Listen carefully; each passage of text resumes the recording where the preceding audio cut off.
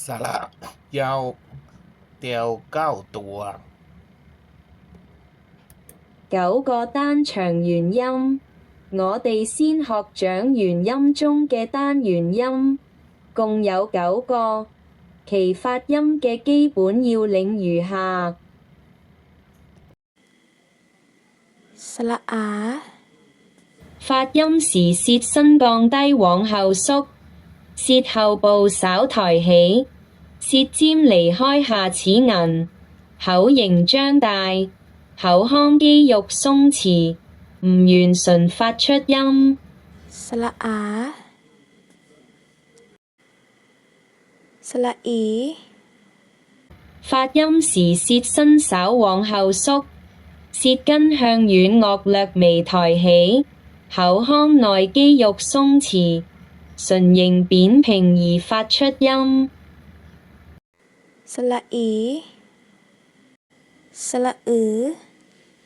發音時舌身往後縮，舌根向軟腭抬起，口腔內肌肉鬆弛，雙唇收圓，令氣流發出而成音。สระอือสระอู舌根向軟腭略微抬起，口腔內肌肉鬆弛，唇形扁平而發出音。สระอูสระเอ發音時舌尖抵下齒背，舌面稍為抬起，口腔肌肉鬆弛，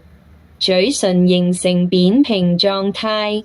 張開口令氣流發出成音。สระเอสระแอ發音時舌尖抵下齒背，舌身放平，口腔肌肉鬆弛，嘴唇形成扁平狀態，張開大口氣流噴出成音。สระแอสระโอ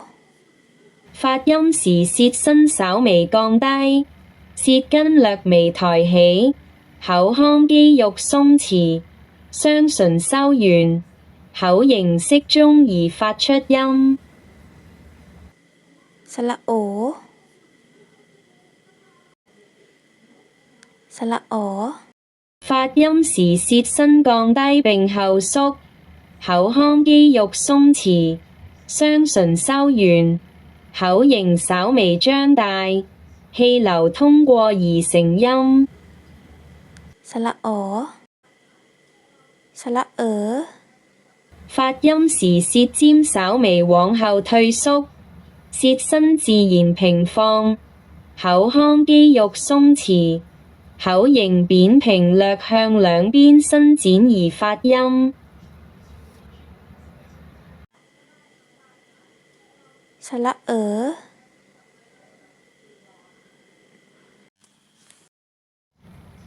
老撾文字嘅拼讀方式。遼閩係拼音嘅文字，即係用字母嚟表示語音，唔同嘅語音有唔同嘅意思。遼語嘅拼音用輔音同元音拼埋一齊，構成一個音節。遼語嘅拼音一般係有一個輔音同一個元音嘅結合，拼讀時由輔音劃到元音而拼合成嘅，呢個就係音節。呢種拼音方法叫做開音節，即係音節嘅尾音係元音。遼語元音嘅位置，有嘅喺輔音嘅前面，有嘅喺輔音嘅後面，亦有喺輔音嘅上面或者下面。無論元音嘅位置喺咩地方，拼音時要先讀輔音，然後拼同元音，即得出音節。遼語喺一般嘅情況下，